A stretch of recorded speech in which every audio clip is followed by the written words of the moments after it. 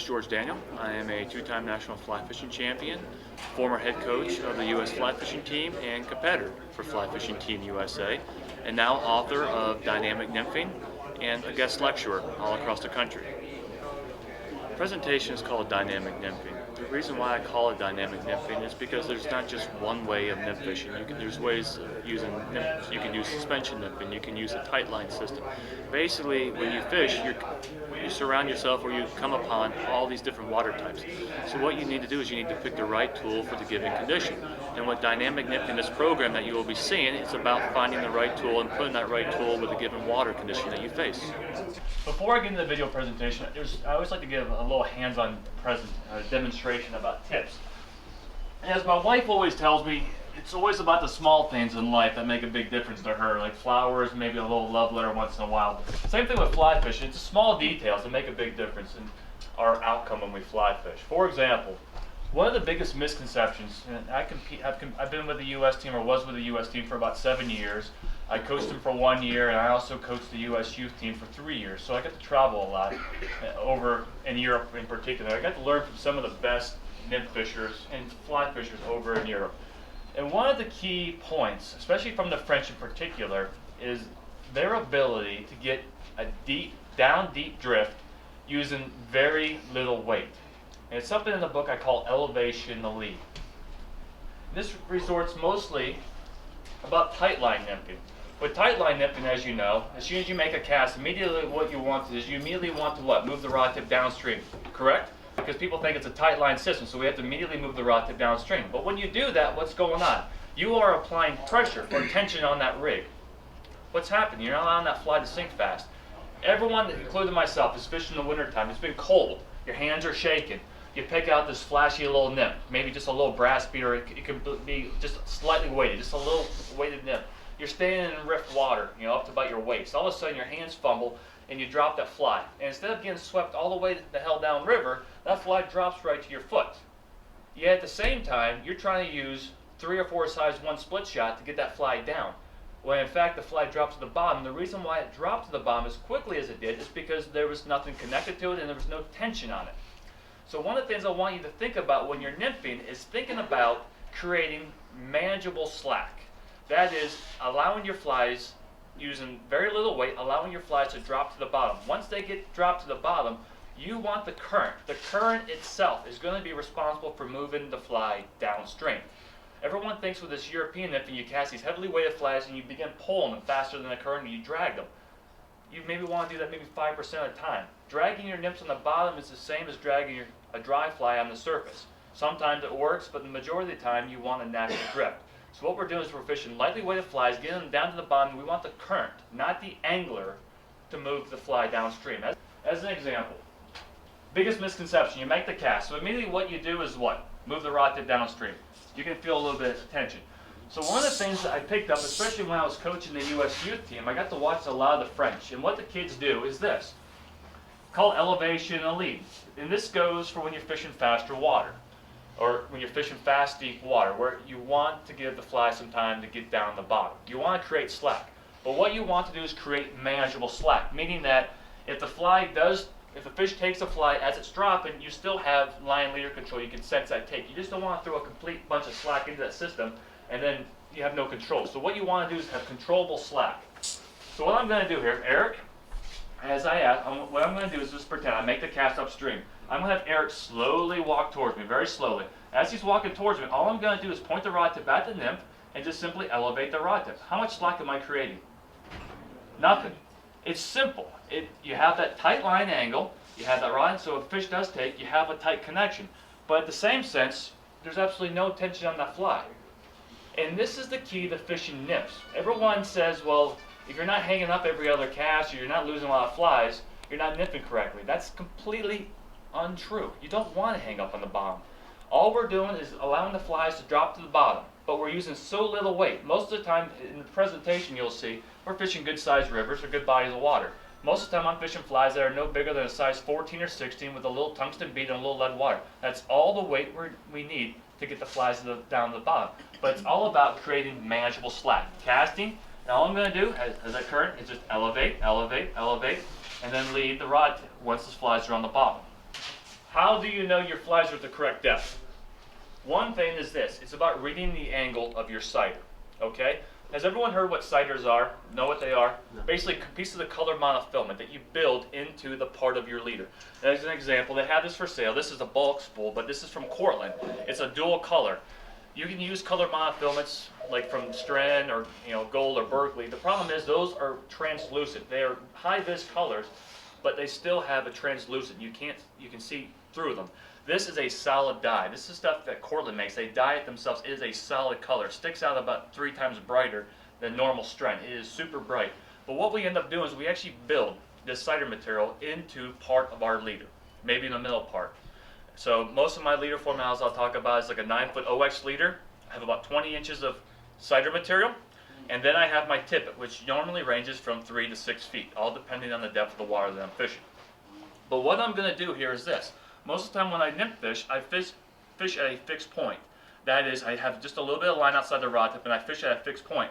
What I do, for example, is if my tippet is 3 feet from my cider to my nymph, what I do is I watch the angle of my cider.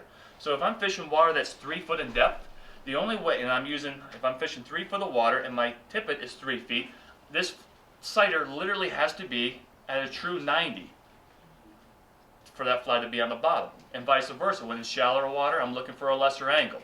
So those are one of the things I'm looking at. I'm always looking at the angle of the cider relative to the speed and direction of my fly. The other point is this. Often when we're talking about this elevation and lead, this is why I use a long 20-inch section of cider material. As those flies are dropping, as you're elevating your leading, you'll see the cider. There'll be a little bit of a bow on the bottom. And then all of a sudden, once those flies actually anchor themselves, and they will anchor themselves, you'll see that cider just tighten up just a little. And that's the other cue that you look for, saying, okay, I'm looking for the angle, but then also once that cider tightens up a little bit, that's another cue that your flies are on the bottom and it's time to rock and roll. Okay? Well, why do I call it dynamic nymphing? The reason is this. Look at the definition. You're always actively looking for the best technique for the given piece of water. For example, you could be fishing as you're gearing up. Depending on the season, you could be fishing in the springtime or you could be going to the wintertime. But basically, what you need to do is all these conditions that you face, you have to switch conditions. You could be on a drift boat on the Roaring Fork River in Colorado. You need to switch up. You need to go to a suspension system. So we'll talk about 2 systems. We'll talk about tight line nymphing, in particular a lot of the European nymphing methods, and then we'll also talk about some suspension nymphing, what I like to call suspension nymphing, because you are literally suspending flies off a bobber, as I call them, at a fixed depth. So those are 2 things. And the most productive anglers, or even people in life, are ones that are always searching for the best technique. So it doesn't matter if you're going trout fishing or if you're going to grayling fishing in the Italian Alps, as this fish was caught. These techniques work anywhere. But one thing I want to talk to you about is this. Simplicity. I just wrote an article for Fly Tire magazine talking about confidence flies. The biggest fly fishers by nature are complicated critters. They really are. They like to complicate things. They want to carry thousands and thousands of flies, which we're all guilty of. But one of the things you want to do when you're fishing, it doesn't matter if you're nymph fishing or dry fly fishing, you want to streamline your fly box. So what we have is what we call a working fly box. Behind me in the waterproof backpack, I may have about 2,000 flies. But the flies I'm going to be fishing for the day are in my pack. And it's amazing. Your choice decisions. How much quicker your decisions are made when you have a limited selection. When you have literally hundreds and hundreds of patterns around you, your selections take a little longer to form. So the thing here, the simple little things, and this is a lot of things that the European guys do. They have a handful of patterns that they fish. That's all they do. They don't complicate things as most of us do here in the States. They have a working box of patterns that they work anywhere around the globe. So I want you to develop basically a working fly box that you have confidence in. And try not to make things complicated. So I have a little working fly box. The other thing, the big difference between this and high sticking is this. It's the difference between using split shot and weighted flies. And this is where I think things really simplify. Even though I'm done competing in the competitive world of angling, I guess you want to say, I still am going to resort back to a lot of the European nymphing methods because one, I hate split shot. I almost hate it with a passion. A couple of reasons. One, it's like a micromanager. You have to micromanage your rig. As you're walking up and down the stream, you always have to adjust weights. And the biggest hassle for me is taking split shot on and off the leader. Doesn't matter how good you're at it or taking a knife, taking split shot off the leader is a hassle, and then also when you pinch it, it creates dings. It creates weak spots. So you actually break off a lot. flies because you have those weak points on your leader. The great thing about weighted flies is this. I can switch flies, I can micromanage, I can go to a smaller bead, I can change flies so much faster than I can with split shot. So that's one thing. The other thing is weighted flies tangle far less. Everyone is here has always, I guarantee, has fished a split shot with a pair of unweighted flies. You get those little 6-inch fish that come up to the surface and want to dance around the surface. Guess what happens? You have a rat's nest at the end of it. So one of the things weighted flies create a more direct link. You create less tension. The other thing is this. People have used a split shot and unweighted flies for years. But another thing I like about the system is with split shot and unweighted fly, guess what happens? You have a dead spot here and then you have a bunch of slack. It still works. People catch fish. But there's a degree of slack. With weighted flies, there's a direct connection. There is absolutely no slack between you and your rig. It's a more direct link. So for those 3 reasons alone, I prefer using weighted flies. Simplicity, easier to change, less tangles, and a more direct link. Those 3 reasons. So you organize your fly box from very lightly weighted, and then this is a time that you use very few occasions, but your anchor flies. Lots of worms, but a lot of weight, a lot of tungsten weight in there. Now you can micromanage, as some of the guys do. They actually take Potter scales, weigh their flies, and then put them in their fly box accordingly. You don't need to do that. One last thing here. Simplicity, suggestive patterns. There's a few occasions where most of my flies, for example, are variations of hares, ears, pheasant tails. These are patterns that work anywhere around the globe. There are a handful of times, for example, when you want to use suggestive patterns. As an example, this is a shot of my wife fishing the eastern green drake hatch. The eastern green drake nymph, along with like the Isonachia, and some other hatches, even like the hex, and I'm sure you have a couple bugs out here in the west, that have very unique physical characteristics, maybe prominent gills. Those are the times when maybe you want to use a more realistic imitation, but for the most part, you want to use suggestive patterns, because these patterns can work anywhere. When you tie flies limited to one stream or one resource only, you're limiting yourself. So I like flies that basically suggest a wide range of imitations.